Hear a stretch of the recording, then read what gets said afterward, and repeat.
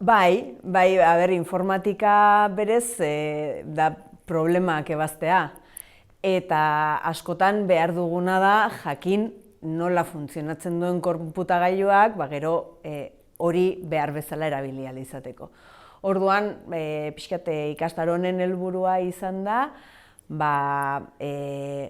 jolasen bidez, eta jolas analogikoak, mahai gainean jartzen ditugun eta ukitgarriak diren jolasekin, oinarrizko informatikaren hainbat kontzeptu azaltzea. Bai, eta robotikak badauka niretzako zailtasun gehigarri bat, txikientzako erabiltzen dira robot batzuk, oso kontrolatuak daudenak eta, baina normalean, pixkat helduagoekin eta robotak sartzen ditugunean, helburua izaten da, robot horiek programatzea, gertatzen dena da, robotek sentsoreak erabiltzen dituztela, eta sentsoreak ez dira informatika bezain ziurrak, ez da 2x2 momentu batean argia modu batean dago, eta horrek eragiten du argitasun sentsoreak jasotzen dituen datu guztien gainean, beste momentu batean argitasun gehiago baldin badaude jasoko ditugun datuak desberdinak izango dira. Orduan, ziurgabetasun horrek traba asko sortzen ditu ikasi nahi dugunean programazioa. Orduan, niri gustatzen zait, gero konputagailuekin ere programazioa ikasten ari direnean, aukera baldin badago zuzenean dana probatzeko, igual atzetik dagoen pentsatzeko prozesua oztopatu egiten dugu, zeren da, proba, errore, beste zerbait probatuko dut, baina ordenadoreak, makinak ematen digun azkartasun horrek ez digu uzten geratzea pentsatzen. Orduan, modu hontan, hasiera behintzat, gero noski konputagailuarekin aritu behar dugu, baina hasieran oinarrizko kontzeptuak barneratu bitartean, nik uste dut hobea dela.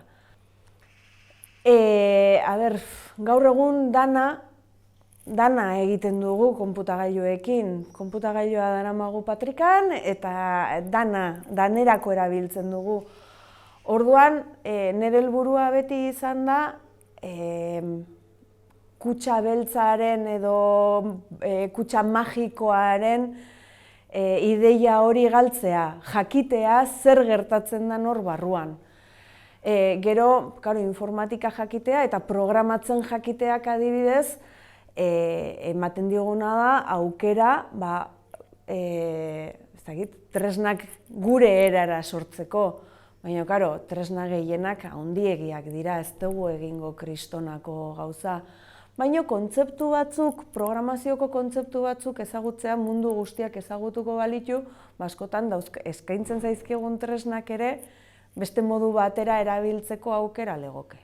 Askotan jartzen dut adibide bat, guraso elkartean behar genuen mezu bat bidali jende askori, baina nahi genuen pertsonalizatua izatea. Eta horretarako tresna batzuk badaude, egin behar duzu mezua idatzi, adierazi ze tokitan pertsonalizatuko duzun, eta nondik jasoko duzun toki horretan pertsonalizazio hori egiteko behar diren datuak. Eta hartu genuen aplikazioa, eta hau horrela, eta esaten zian, eske zu informatikaria zara. Zeran, baina hau ez da informatikari baten lana. Hau, informatikari batek sortu du tresna hau beste edozeinek erabili ahal izateko. Baina egia da, aldagaiaren kontzeptua eta ezagutu behar duzula. Aurretik ez baduzu ezagutzen, tresna hori erabiltzea ere oso komplikatu egiten da. Orduan, badira gauza batzuk, nire ustetan, irakurtzea mundu guztiak edo idaztea mundu guztiak jakin behar duen bezala, naiz eta ez izan idazle profesionala, informatikako gauza batzuk ere ezagutu behar dira, naiz eta ez izan informatikari. Pentsaera konputazionala azken batean da prozesua eramaten dana problema bat ebazteko.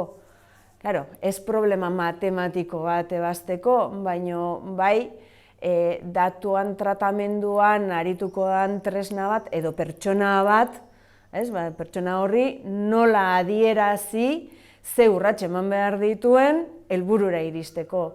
Orduan, gaur egun gauza gehienetarako konputagailuak erabiltzen ditugunean, pentsatzeko prozesu hori landuta egotea komenigarria da.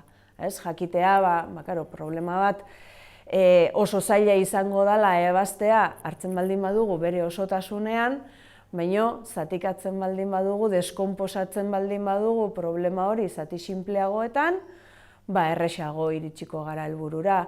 Lortzen baldin badugu patroiak aurkitzea dauzkagun datuetan, patroi horiek bide bat irekiko digute soluziora iristeko.